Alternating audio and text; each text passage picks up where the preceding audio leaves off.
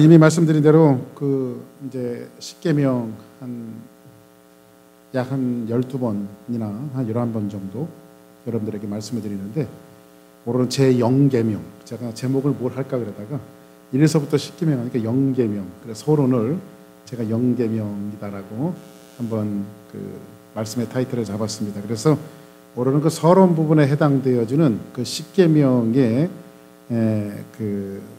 취지와, 그리고 성경에서 십계명이 차지하는 위치는 어디에 있는가, 그리고 십계명의 원래의 본래의 하나님께서 우리에게 주신 목적은 어디에 있는가, 이런 부분들을 여러분들과 주어지는 시간 안에서 말씀을 나누는 귀하고 복된 시간 되어지기를 원합니다.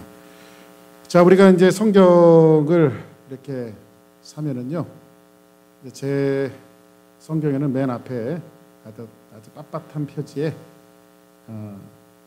두 개가 나옵니다. 왼쪽에는 주기도문, 그다음 오른쪽에는 사도신경. 그리고 맨 뒤로 가면 그 빳빳한 위치에 뭐가 차지하냐면 십계명이 있습니다. 아마 성경의 아주 표지를 넘길 때에 가장 중요한 위치에, 우리가 쓰는 성경의 위치에 주기도문, 사도신경, 또 십계명이 있다라고 하는 것은 아마 중요한, 그리고 성도들이 신앙생활할 때에 가장 필수적인 요소들을 담아놨기 때문에 성경 표지에 써놓지 않았나 생각합니다. 물론 그 세 가지 중에 저희 침례교회는 다수의 교회가 사도신경을 하지 않습니다. 왜냐하면 성경의 이제 사도들의 고백이다 이렇게 말하는데, 사실 교회사에 보면 사도들이 12명이 모여서 그런 고백을 한 적은 없습니다.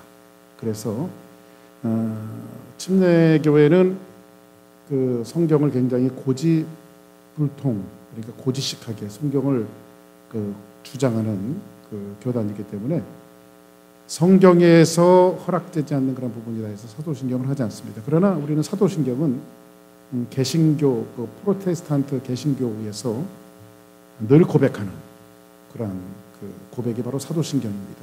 그래서 우리는 저도 사도신경을 하지는 않습니다만 다 외우죠. 그래서 전능하사 천지를 만드신 하나님 아버지를 내가 믿사오며, 이렇게 이제 다른 교단에서는 이 신앙 고백하겠습니다 하면서 이것을 외우고 보통 예배가 시작되어지는 경우가 많습니다. 그리고 여러분들은, 우리는 주기도문을 외웁니다. 그죠? 주기도문을 외우는데 주기도문은 어떻습니까? 너무 쉽죠? 아마 여러분들에게 주기도문을 외우라고 그러면 아마 단숨에 여러분들이 주기도문을 외울 겁니다. 그래서 우리 신앙의 위치에 이런 사도신경이나 주기도문은 굉장히 많이 차지하는 부분이기 때문에 그렇고, 십계명도 그렇습니다. 십계명 어떻습니까? 저와 여러분들이 같이 좀 많이 나눴습니다만 십계명을 다 외우십니까? 어느 신학교에서 이제 입시를 보고 면접 시험을 봤습니다. 근데 어떤 교수님 얘기인데, 면접을 봤는데, 저도 이제 신학교 들어갈 때 학력고사를 치고 이제 면접을 봤습니다만은, 면접 볼 때 굉장히 아주 떨리죠. 사람에게 평가를 받는다라고 하는 것은 그렇게 쉬운 것이 아닙니다. 직장 면접도 마찬가지고 대학 면접도 마찬가지예요. 근데 어떤 교수님이 보니까 어떤 한 청년이 와서 이제 시험을 보고 면접을 봤는데 너무 쩔쩔매더래요. 얼굴에 빨개졌다 막 그러면서 너무 끙끙 앓는 그 모습을 보고 교수님이 자기 차례가 오면 저 친구를 좀 마음을 좀 편하게 해줘야 되겠다 생각해서 자기는 쉬운 문제를 좀 내줘야지 하면서 이제 마침 자기 차례가 돼서 쩔쩔매던 학생이 자기 앞에 왔답니다. 그래서 편하게 해준다는 것이, 나는 좀 편하게 해줄게요, 마음 편하게 생각하라고 하면서, 나는 다른 거 안 하고 한번 십계명을 외워보세요.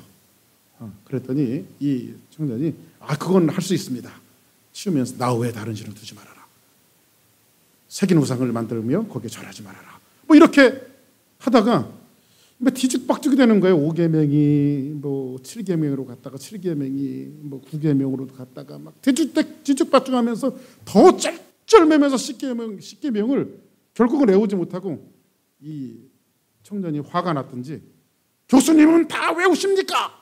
하면서 그 자리를 박차고 나갔대요. 그 다음부터는 그 학생은 거기서 보이지 안 왔답니다. 그리고 나서 그 학생이 나가서 이 교수님이 가만히 생각해 보니까는 나는 십계명을 다 외우나 하고 자기가 자기 스스로를 점검하고 책을 덮어놓고 십계명을 외우는데 자기도 또렷하게 성경 그 십계명을 외우지 못하는 것을 발견하고 아주 놀랐대요. 우리는 성경이 차지하고 있는 십계명은 굉장히 중요하고 성경의 표지에 있을 만큼 굉장히 중요한 부분을 할애하면서 십계명 이야기하지만 통계적으로 그리스도인들, 그러니까 성인 그리스도인들이 89%가 십계명을 실제로 외우지를 못한답니다. 그래서 저는 여러분들에게 쉽게 십계명을 가르쳐 드렸어요. 1절 나 외에 다른 신을 두지 말아라. 2. 이상한 것들을 만들어서 절하지 말아라. 3. 삼가 여호와의 이름을 망령되이 일컬지 말아라. 4. 사사로운 일로 안식일을 범하지 말아라. 5. 오만이 아버지를 공경해라. 6. 육체를 살인하지 말아라. 7. 칠보 단장한 여인을 삼가 조심하여 간음하지 말아라. 8. 팔뚝으로 도둑질하지 말아라. 9. 후라치지 마라. 10. 십계명의 마지막은 탐심을 버리는 것이다.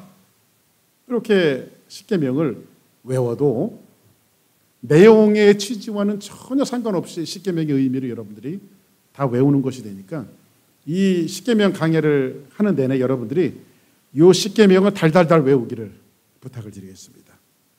아무튼 오늘은 십계명이란 무엇인가에 대해서 말하는데 지난주에 이제 마가복음이 57번으로 다 끝나고 나서 저희 집 사람이 성경이 끝나갈 때쯤 되어지면 항상 묻는 게 있어요. 여보, 다음에는 뭐 할 거예요? 다음에는 어떤 성경을 설교할 거예요?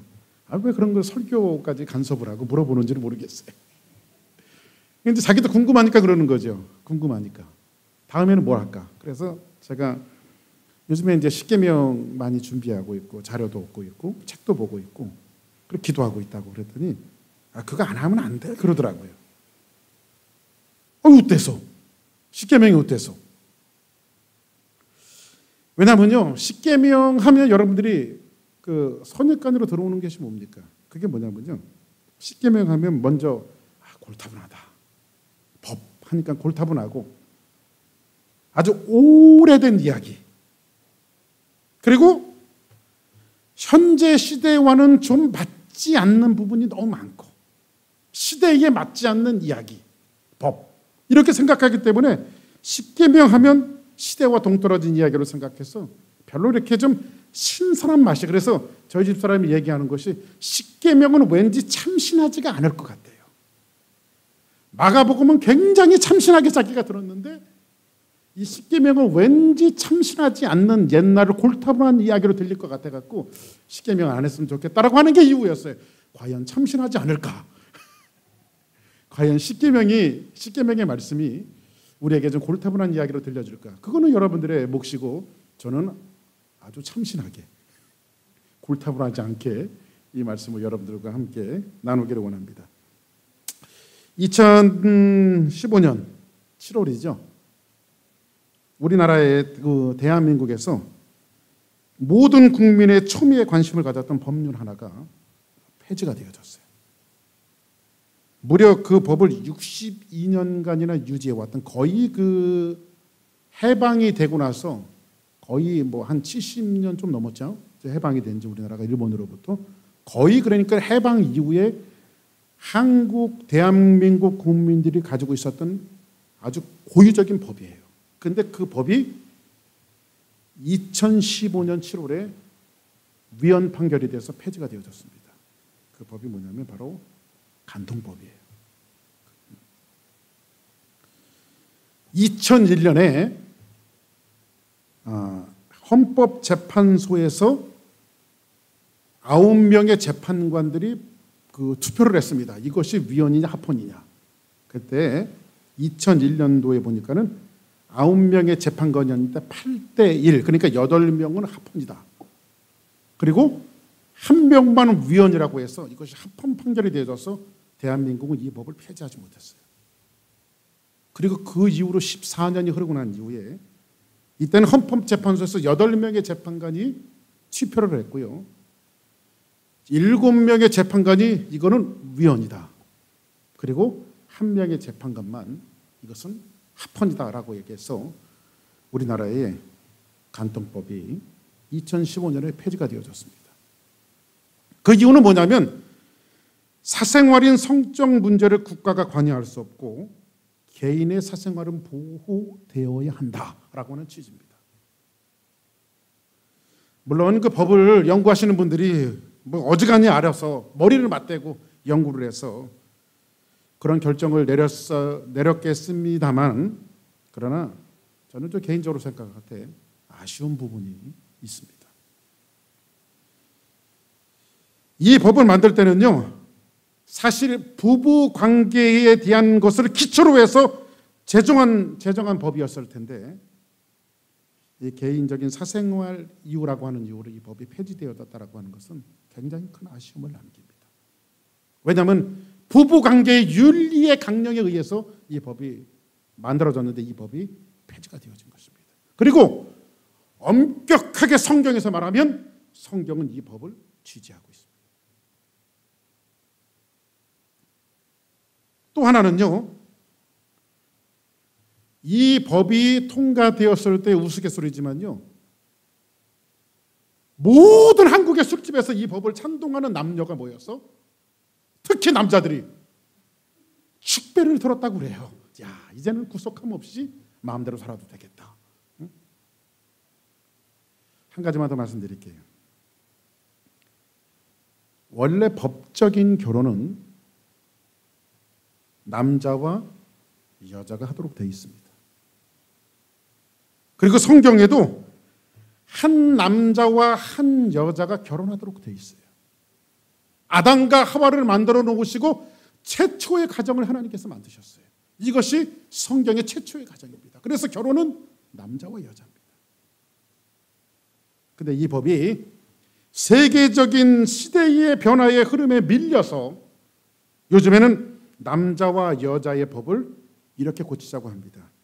한 사람과 한 사람, 남자와 여자라고 하는 말을 없애버리고 한 사람과 한 사람 이렇게 이야기하면서 이제 동성간의 부부도 이제 합법화시키자라고 하는 이런 운동들이 펼쳐지고 있는 것이 현대를 살아가는 이 시대의 우리의 모습일 것입니다.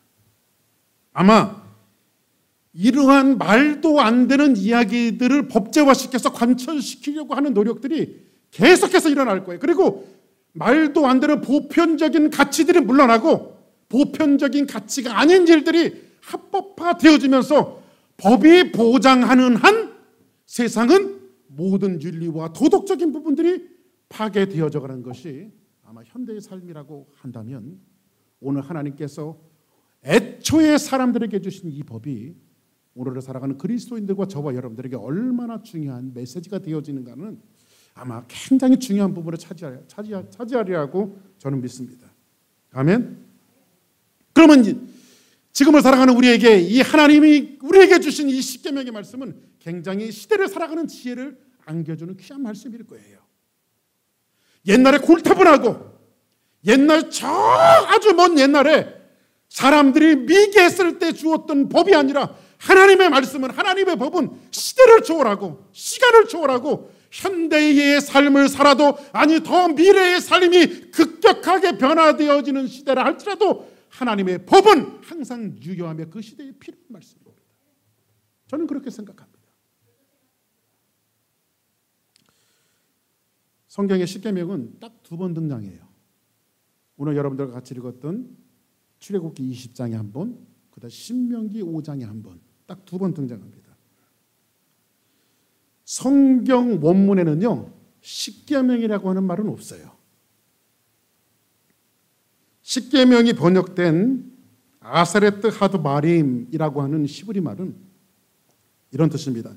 10마디의 말씀. 한번 따라하겠습니다. 10마디의 말씀. 그러니까는 아사레트 하드 마림이라고 하는 것은 10마디의 말씀이에요. 근데 십계명은 2 돌판에 새겨졌죠. 그렇죠? 모세가 두 돌판을 밟고 내려오지요. 근데 이 두 돌판에 새겨져 있는 이 구분을 여러분들 어떻게 하십니까? 자, 이 십계명은 크게 두 가지입니다. 하나는 1계명서부터 4계명까지는 대신 관계예요. 다시 말씀드려서 사람이 하나님을 어떻게 섬겨야 하는가를 가르쳐주고 있어요. 나 외에 다른 신을 두지 않는 거, 새긴 우상을 만들며 절하지 않는 거, 여호와의 이름을 망령되이 일컬지 않는 거, 안식일을 거룩히 지키는 거, 이것이 하나님을 섬기는 것이다. 이걸 가르쳐주고 있어요. 그리고 5계명서부터 10계명까지는 대인 관계를 이야기하고 있어요. 사람과 사람끼리 어떤 룰을 가지고 살아야 하는가. 그래서 어머니 아버지를 공경하는 거, 내 부모를 공경해라. 그죠? 육체를 살인하지 말아라. 간음하지 말아라. 도둑질하지 말아라. 거짓말하지 말아라. 남의 것을 탐내지 말아라. 이것을 성경은 뭐라고 말하냐면 대인관계. 그래서 사람들이 이해할 때는요, 이것을 이해할 때는 한쪽 돌판에는 1계명서부터 4계명까지는 하나님을 대하는 대신관계에 대한 돌판과 또 하나의 돌판은 대인관계, 사람이 사람을 어떻게 대해야 하는가를 이 관계를 설명한 것이 바로 두 돌판이다라고 보통 대부분의 모든 분들이 그렇게 해석하고 설명을 합니다. 그러나 그렇게 우리가 해석하고 설명하는 것은 좀 무리가 있습니다.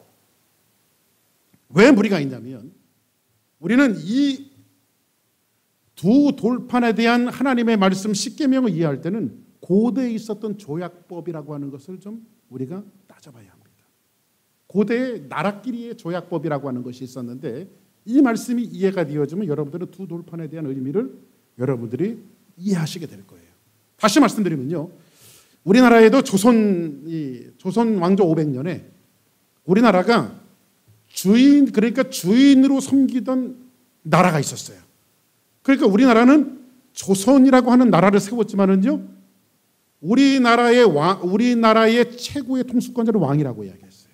그러나 중국의 명나라나 기타 등등의 그 왕조가 바뀔 때마다 우리나라는 중국을 섬겼어요. 그래서 중국의 왕은 왕이라고 부르지 않고 뭐라고 불렀죠? 황제라고 불렀어요. 다시 말씀드려서 이 말씀을 토대로 여러분들이 좀 이해해야 될 것이 어떤 것을 이해해야 되냐면요, 고대에는요, 예를 들어서 이런 겁니다. A나라와 B나라가 전쟁을 했어요. 싸워갖고 B나라가 A나라를 이겼어요. 그러면 B라고 하는 나라가 A나라를 이겼으니까 조약물을 작성을 합니다. 조약물을 작성을 해갖고 똑같은 조약문 2개를 작성해서 한 나라끼리 나눠 가져요. 그리고 B나라가 A나라를 향해서 조약물을 발표를 해요.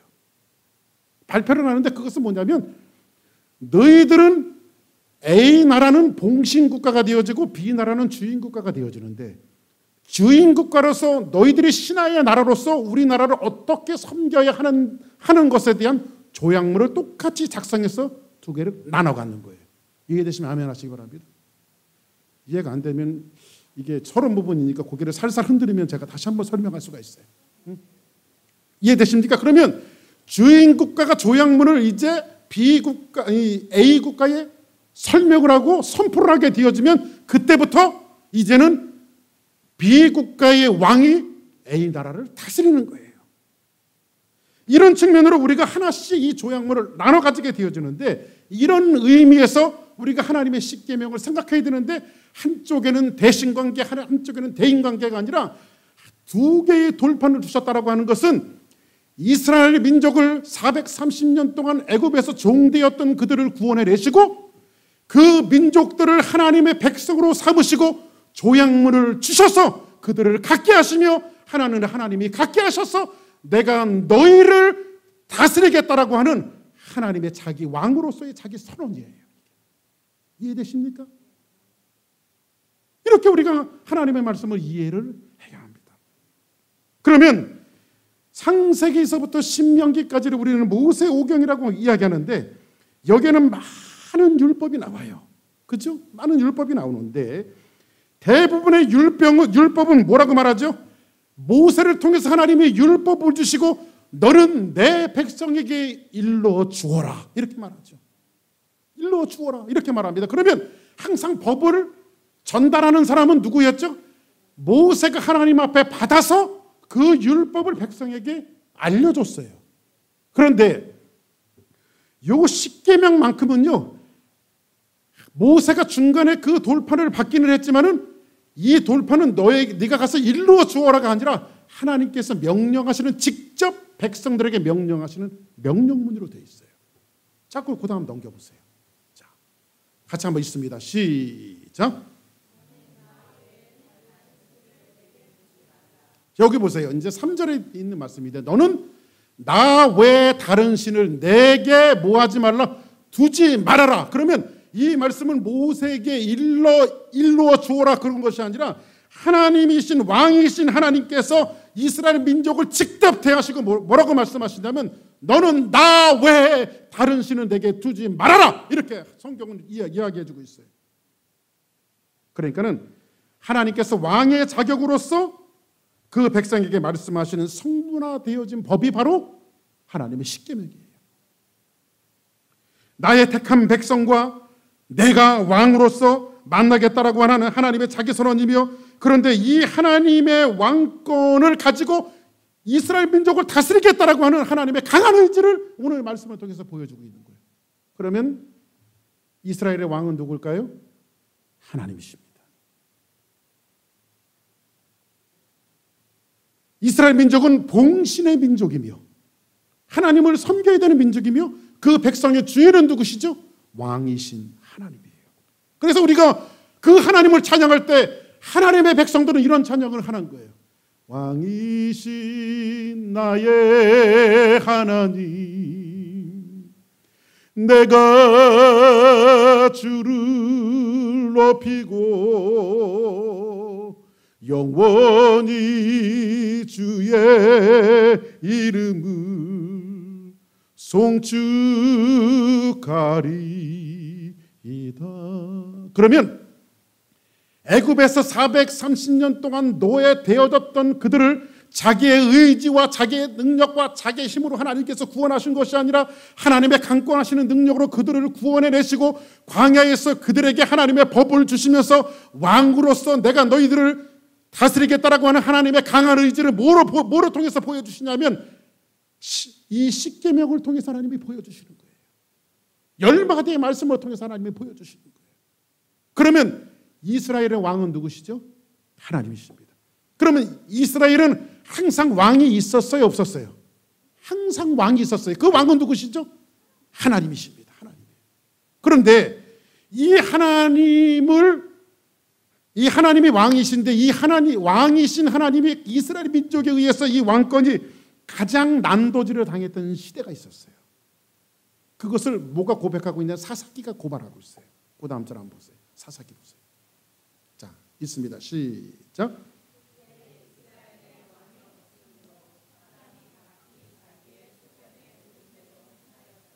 자, 그때에 이스라엘의 왕이 없으므로. 이스라엘의 왕이 있었어요, 없었어요? 있었죠. 누가 왕이에요? 하나님이시죠. 근데 사사기 21장 25절은 사사기 맨 마지막 절이에요. 근데 사사기는 뭐라고 결론을 내리고 있냐면 그때에 이스라엘의 왕이 없으므로, 있는데 그들이 하나님을 투명한 분으로 취급했다는 거예요. 그래서 우리는 그러잖아요. 관심을 안 가질, 나에 대해서 관심을 안 가질 때 나를 완전 투명인간 취급해, 이런 말을 하잖아요. 그렇죠? 아주 하나님께서 왕이신데 하나님을 안 보이는, 물론 안 보이시죠. 그러나 전혀 나와 상관없는 분으로 하나님을 취급하고 사람이 각기 자기의 소견에 오른 대로 자기 마음대로 생각한 거예요. 옳은 대로 뭐하였더라? 행하였더라. 성경은 이렇게 말합니다. 그러면 사사기 시대는 왕이 없었던 시대를 고발하는 것이 아니라 하나님께서 왕으로 인정받지 못한 것을 고발하는 내용이 바로 사사기예요.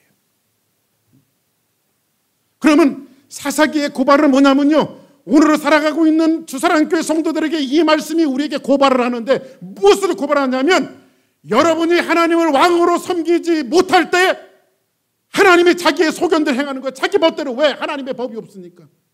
왕이 조약물을 똑같이 나눠서 하나는 백성에게 주고 하나는 하나님이 갖고 계신데 이 법을 지키지 않았을 때는 다시 쳐들어오는 거죠. 그렇죠? 다시 공격하는 거죠. 그러면 하나님의 백성은 어떻게 살아야 돼요? 하나님의 백성답게 살아야 한다라고 하는 것을 하나님의 자기의 의지를 어디를 통해서 보여주시냐면 십계명을 통해서 보여주시는 거예요. 이해되십니까? 그러면 이 십계명의 성경상의 위치를 한번 알려드릴게요. 이 십계명의 성경상의 위치는 어디에 있는가? 자, 그 다음 보세요. 오늘 본문인데 같이 한번 읽습니다. 시작.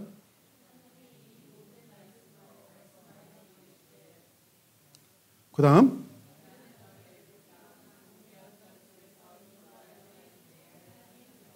잘 보세요. 하나님이 이 말씀은 오늘 본문에 있는 내용이거든요. 십계명을 주시는 거. 그러면 하나님이 이 모든 말씀으로 말씀하여 이르시되, 이 말씀을 하실 때는 어디죠? 이 말씀을 하시는 데가 어디예요? 지금 이스라엘 민족의 구원을 받고 나왔던 광야의 시내산이에요. 그렇죠? 그러면 이스라엘 민족의 해방을 받기 전에 해방을 받고 난 이후예요. 해방을 받고 난 이유지요. 그러면 나는 너를 애굽 땅 종되었던 집에서 인도하여 낸 내 하나님 여호와니라, 이렇게 말해요.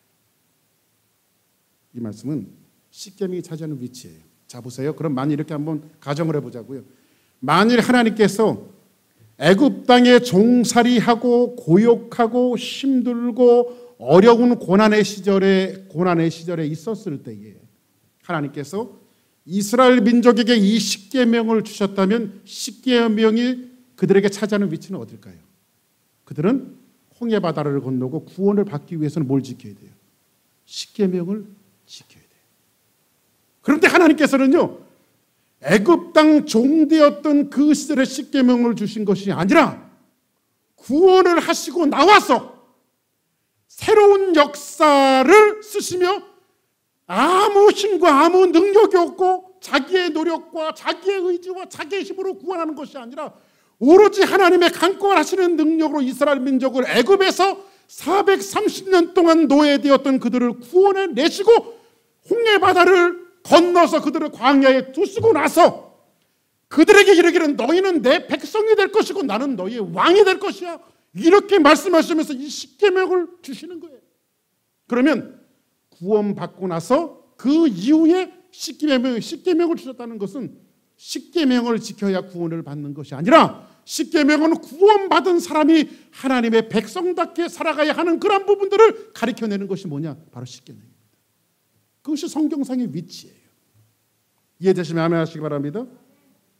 자, 그러면 히브리 사람들, 다시 이 이스라엘 사람들이 구원의 사건은 십계명이 아니라 뭐로 구원을 받았어요? 자, 한번 그 다음 보세요. 자, 글씨가 좀 작지만 한번 보시기 바랍니다. 시작.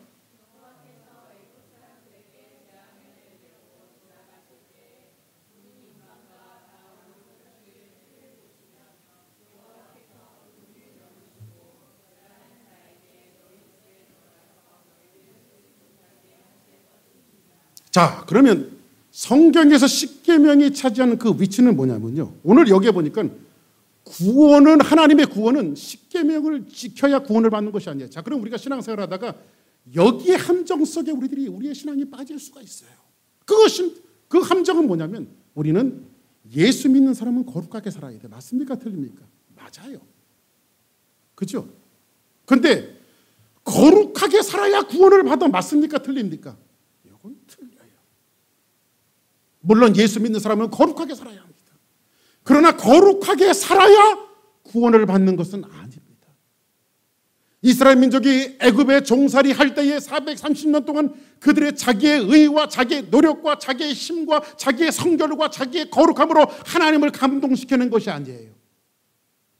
자기의 힘으로 도저히 되지 않았을 때에 그 백성들을 이끌어서 왕 되시기를 원하셨던 그 하나님이 강권하셔서 10가지의 재앙을 쏟아놓으시고 오늘 여러분들이 읽었던 이 본문에 있는 말씀은 유월절 어린 양을 제정하시는 하나님의 놀라운 능력을 이 말씀을 통해서 보여주고 있는데, 맨 마지막에 사람이든 짐승이든 첫것을 전부 다 죽이는 유월절의 어린 양의 이 놀라운 역사들이 진행되어졌을 때에 히브리 노예들이 사는 고센 땅에 문설주 임방에다가 어린 양을 잡아서 보혈을 바른 그들에게 재앙이 들어가지 않고 그들을 넘어가 버렸어요. 그래서 유월절이라고 하는 것은 죽음과 심판이 넘어간다 이 뜻이에요. 그러면 하나님이 그들을 구원하신 것은 뭘 구원하셨어요? 어린 양의 보혈로 구원하신 것이지 십계명으로 구원하신 것이 아니라 이 말이야. 할렐루야. 그러면 저와 여러분들에게 구원을 받는 것은 우리는 거룩하게 살아야 돼. 이렇게 살아서 내가 천국 갈 수 있을까? 지난주에도 내가 이런 죄를 졌는데 나 같은 놈이 천국 갈 수 있을까? 그런 걱정은 안 하셔도 좋겠어. 한번 예수 그리스도에게 인침을 받고 예수 보혈의 은혜로 인치심을 받은 자들에게는 결코 정죄함이 없습니다. 할렐루야. 응? 그래서 무엇으로 구원을 받는 거예요? 믿음으로 구원을 받는 거예요. 할렐루야. 누구를 믿음으로? 예수 그리스도의 보혈을 믿는 믿음으로 우리가 구원을 받고 이것으로 마음으로 믿어 의에 이르고 입으로 시인하여 구원에 이르는 거예요. 아멘입니까? 그러면 이렇게 항복을 이 바로에게 항복을 받아냈던 이스라엘 민족들이 이제는 홍해를 도하해서 구원을 받고 여러 가지 길도 있었을 텐데 하나님께서 왜 홍해길을 택하셔서 그들을 인도해 내셨나? 홍해로 왜 그들을 인도해 내셨나? 그것을 후에 사도 바울이 그 사건, 그 장엄한 사건을 이렇게 고백해주고 있어요. 그 다음 봅시다. 자, 같이 한번 읽습니다. 시작.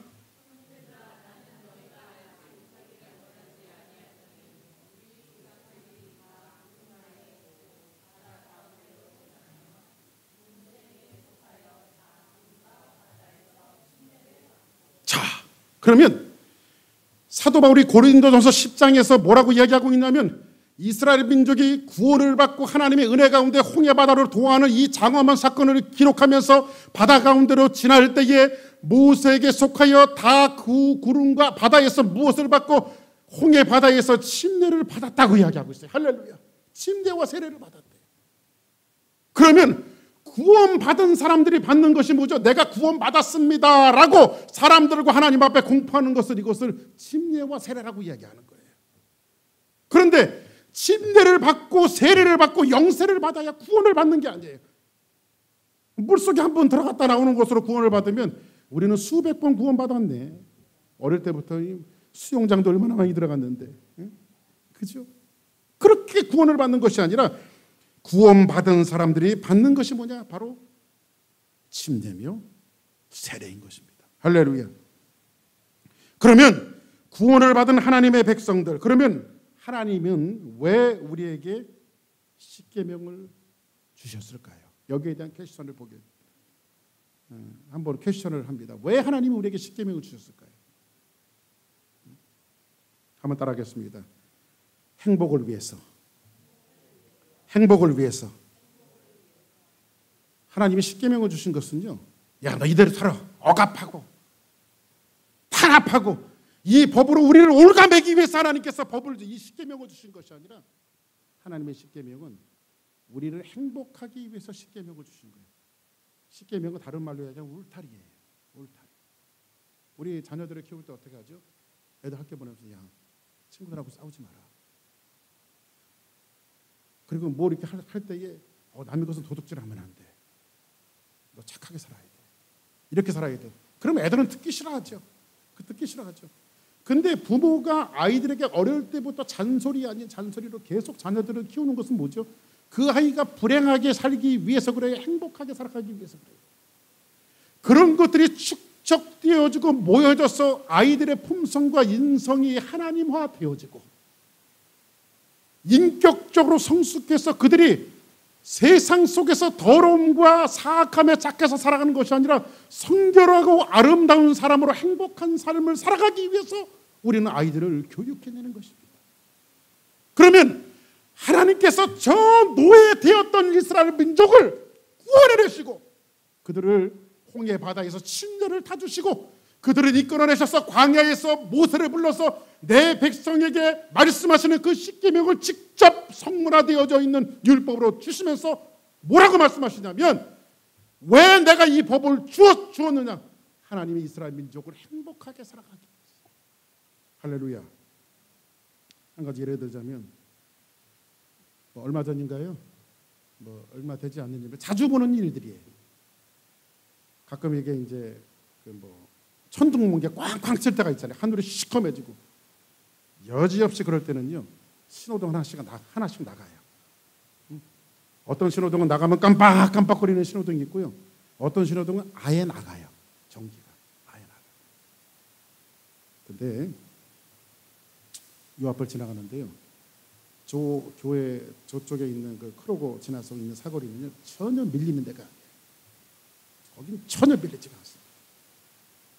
근데 한번 급하게 그 길을 지나가는데 천둥이 꽝꽝 치더니 신호등이 나갔어요. 거기서 거기 건너가는 데는요 10초만 건너갑니다. 근데 신호등이 나가니까요, 거기서 거기 건너가는 10분이 걸렸어요. 10분. 왜냐하면요, 신호등이 꺼지니까요, 법이 없어지니까 인간의 욕망들이 살아나기 시작해요. 그 욕망이 뭐죠? 서로 빨리 가고자 원하는. 그래서 막 서로 맞붙이고 서로 빵빵거리고 서로 막 지나가려고 하는 인간의 욕망들이 막 드러나기 시작해요. 그거를 제재하는 것이 뭐냐면 법이에요. 왜냐하면 우리가 조금씩 차례를 지키면서 양보하면서 우리가 서로 행복하게 만들어낸 것이 바로 교통법규예요. 다시 말씀드리면, 교통법규를 만들어서 벌점 주고 벌금 내고 티켓 주고 이렇게 하기 위해서 교통법규를 만들어낸 것이 아니라 모두 다 행복하게 하기 위해서 하나님께서 이 교통법규라고 하는 것이 인간 사이에 생긴 것이고, 하나님께서 왜 십계명을 주셨냐면 모두가 그 법을 지킬 때 같이 행복하자고 하나님께서 우리에게 십계명을 주신 겁니다. 십계명은 고리타분한 것도 아니고 과거에 있었던 것도 아니라 우리 모두 다 행복하기 위해서 주는 거예요. 하나님의 말씀을 지킬 때 우리 인생이 행복해요. 할렐루야. 그러면 이 법이 언제부터 전승이 되었을까요? 한번 성경 보겠습니다. 죄가 없었던 에덴 동산에 이 법이 있었어요. 한번 그 다음 볼까요? 자, 같이 있습니다. 시작.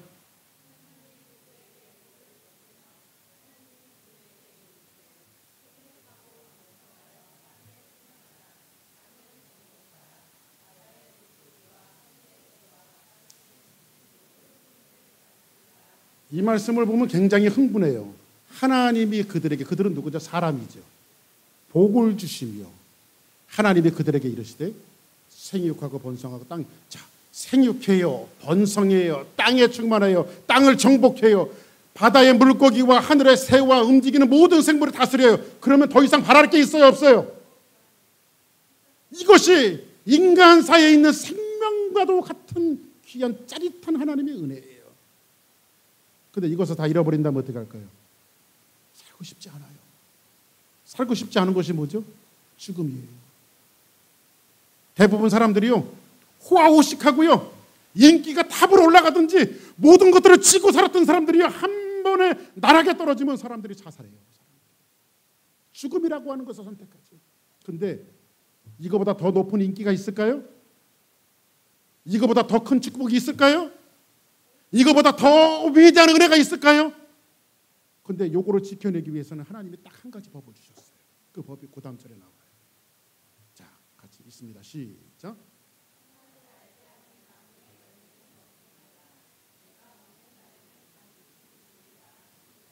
아멘.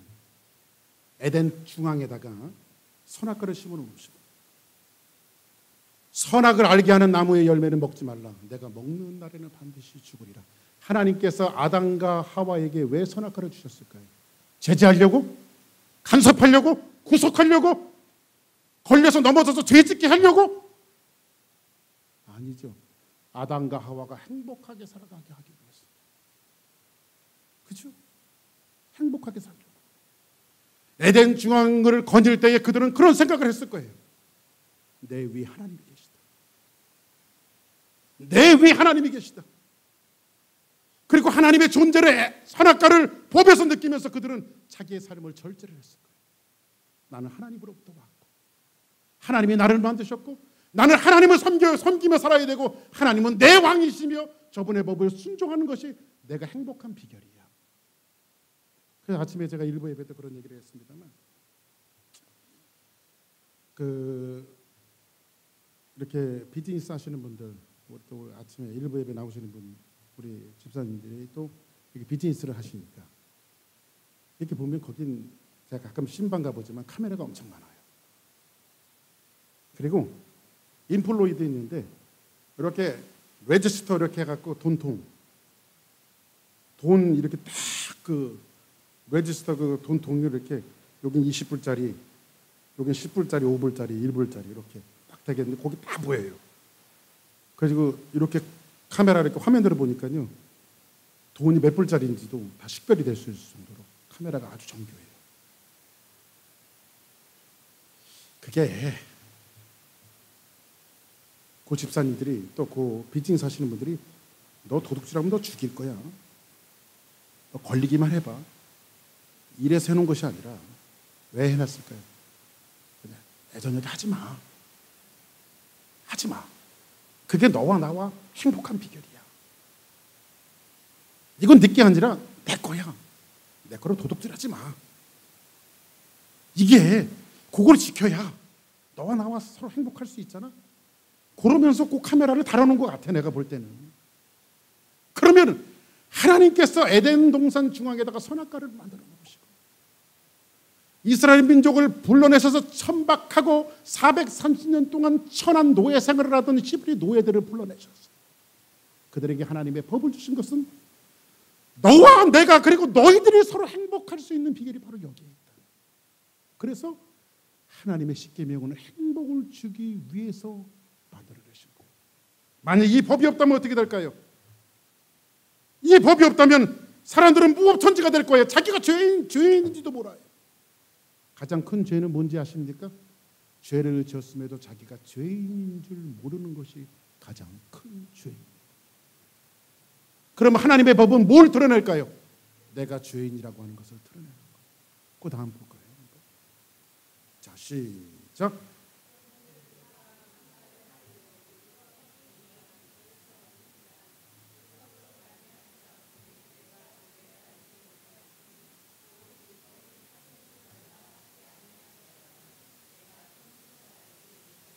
만일 하나님의 율법이 탐내지 말라라고 하는 말씀을 정해주지 못했다면 사람이 탐심분지를 하지 못해요. 성경은 율법은 거울이라고 말했어요. 거울을 날마다 들여다봐요. 그렇죠? 날마다 들여다봐요. 거울을 날마다 들여다보고 오른쪽 눈에 화장이 잘못됐으면 다시 고쳐내야지. 하루 종일 그렇게 돌아다니면 괜히 사람들이 보고 웃는다고 그러면 웃으면 자기 좋아하는 줄 알고 이게 뭐가 잘못돼서 웃는 건데 착각하고 살아가지. 하나님의 율법은 우리를 고쳐내는 거예요. 그리고 하나님의 율법이 에덴 동산을 거닐던 아담과 하와도 마찬가지며 애굽에서 종되었다가 구원받았던 이스라엘 민족도 하나님의 율법을 볼 때 그래 나는 하나님의 은혜로 구원받았어. 내가 이 율법에 나를 비춰봤더니 나 같은 죄인은 없어. 이 죄덩어리가 자꾸 드러나올 때 죄를 자꾸 고쳐내는 것. 이것이 하나님의 율법의 취지예요. 한 가지만 말씀드리고 오늘 시간을 마치겠습니다. 완벽한 남자가 하나 있었습니다. 신분이 왕자예요. 왕자 하나만 갖고도 못생겨도 왕자니까 괜찮잖아. 그냥 갈 수 있어. 왕자라고 하는 이유에 사지만 멀쩡하면 조금 못생겼으면 어때? 매부리 콜면 어떻고 덜청컴을 어때? 근데 이 왕자는 인물이 좋아. 키가 훤칠하고 원빈, 현빈 같아. 송중기 같아. 거기다가 성격도 좋아. 뭐든지 여자를 배려해 줄 줄 알아. 얼마나 성격이 좋은지. 꼭 목사님 같아.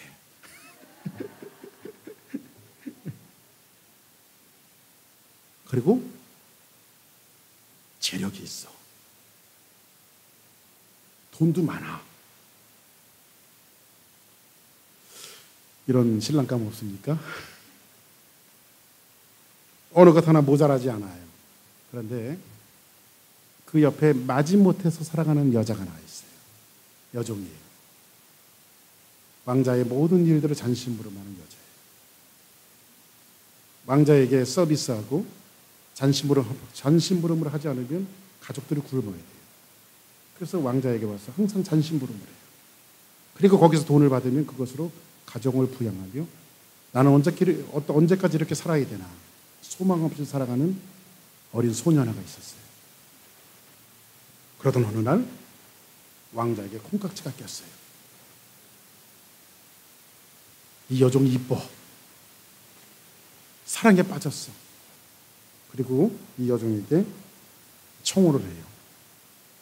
그리고 이 여종은 신분 상승을 졸지 하루아침에 그 잘생긴 왕자에다가 재력도 있고 성격도 좋은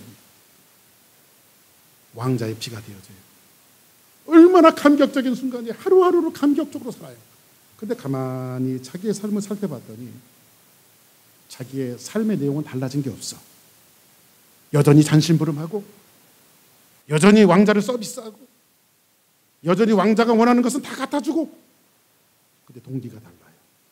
옛날에는 억지로 했는데 지금은 사랑해서 하는 거예요.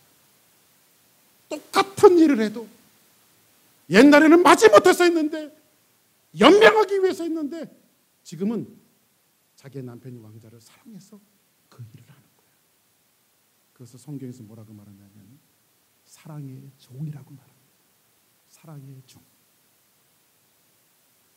제가 이 말씀 드리냐면 하나님이 주신 율법이 우리를 억압하고 이것도 안 되네 저것도 안 되네 이렇게 자꾸 하나님의 율법을 피하는 것이 아니라 나를 구원하신 예수 그리스도의 은혜가 너무 감사하고 나 같은 존재가 무엇이간데 저 영원한 생명을 잃어버리고 지옥에 빠질 수밖에 없는 나 같은 인생을 구원하시고 구원에 또 선택하셨어. 나를 불러주시고 하나님 자녀 삼아주시고 그것이 너무 감사해서 하나님이 주신 이 율법을 너무 사랑해서 지키고 싶은, 하나님을 사랑해서 지키고 싶은 이것이 바로 율법의 정신이 되어져야 하고 십계명의 정신이 되어져야 합니다. 십계명은 절대 고타분한 것이 아닙니다. 십계명은 절대로 고전적인 것이 아닙니다. 십계명은 시대에 맞지 않는 것이 아닙니다. 너무 무거워서 벗어버리고 싶은 것이 아닙니다. 이제 오늘부터 시작되어진 십계명 강해가 내내 여러분들에게 말씀이 들려질 터인데 진짜 하나님의 공의가 무너지는 세상에 보편적인 것들이 거부되어지고 보편적이지 않는 법들이 합법화되어서 우리를 혼란시키는 이 시대에 정말 우리 그리스도인들이 살아야 될 유일한 비결은 하나님의 말씀이라고 하는 사실을 잘 알고 십계명을 강의하는 내내 성령의 역사로 말미암아 내가 사랑해서 하나님의 이 율법을 지키고 말기라고 하는 이런 결심들과 또 은혜들이 우리 주사랑교회 성도들 모두에게 넘쳐나기를 주님의 이름으로 축복합니다.